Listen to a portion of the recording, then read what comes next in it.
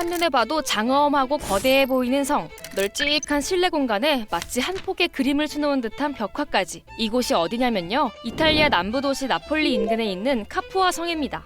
신성 로마 제국 황제인 카를 5세를 위해 건립된 성으로 군사 건축의 걸작으로 평가받는 의미 있는 문화유적이죠. 그런데 이곳, 이 영상을 보고 있는 여러분도 살 수 있다고 합니다. 이탈리아가 쌓여가는 부채에 급기야 문화유적인 이 카푸아 성을 경매에 넘기기로 했거든요. 카푸아 성의 감정가는 2억 4천만 유로, 하나로 약 3,600억 원으로 현지 언론에선 낙찰가는 이보다 더 높을 것으로 내다보고 있습니다. 카푸아 성뿐만 아니라 나폴레옹의 유배지로 유명한 엘바 섬의 등대, 피렌체 지역의 궁전 등도 매물로 나왔죠. 아무리 이탈리아가 관광유적 강국으로 꼽혀도 그렇지 문화유적을 판다니 어쩌다 이렇게 된 걸까요?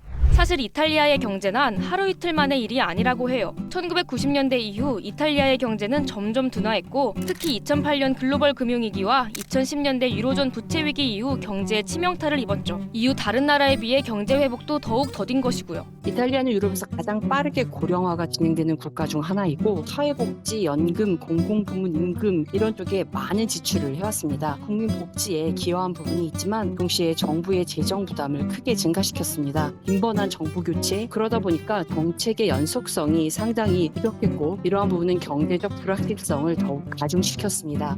이탈리아의 지난해 국내 총생산 대비 정부 부채 비율은 137.3%, 유로존에선 그리스에 이어 두 번째로 높은 수준이고요. IMF도 이탈리아 정부의 국가 부채 문제를 해결하라고 촉구한 상황입니다. 그런데 아무리 재정이 열악해도 문화유적을 판다는 게 조금은 이해가 가질 않는데요. 유적지를 개인에게 무분별하게 매각하면 어쨌든 문화유산인데 탈이 날 수도 있잖아요. 입찰 제한이나 조건 같은 건 없을까요? 이 과정 자체는 매우 엄격한 규제를 받습니다. 매각을 위해서는 이탈리아 문화부와 관련 당국의 사전 승인이 필수적입니다. 매각이 국가의 문화유산 보호와 공공의 이익에 미치는 영향을 평가한 뒤에 매각이 허가될 수 있는지를 결정합니다. 구매자는 유적의 보존 상태를 유지하고 문화유산의 훼손을 방지하기 위한 특정 규칙을 따라야 합니다. 또 매각 후에도 문화유적의 사용과 보존 상태는 이탈리아 정부의 지속적인 감시와 규제를 받게 됩니다. 즉 공공에게 개방돼야 되는 것은 또 물론이고요. 사실 이탈리아가 이렇게 문화유적을 팔았던 적 이번만이 아니라고 합니다. 재정적 어려움이 있을 때마다 국가자산을 매각하는 전략을 택했는데요. 2013년, 2017년 두 차례 국가부채를 줄이기 위해 일부 문화유적과 공공건물 등을 매각했습니다. 이탈리아의 경제 불황, 해결되지 않는 이유는 무엇일까요?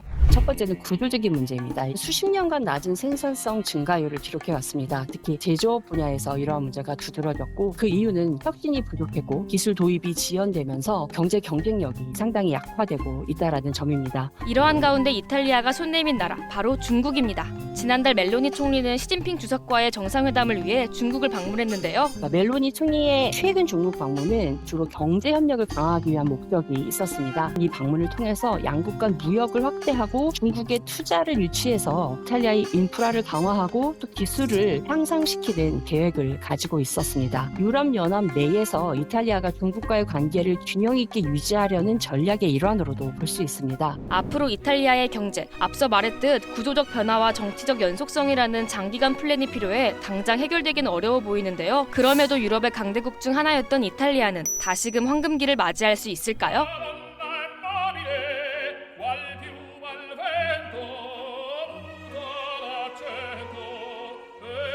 pensiero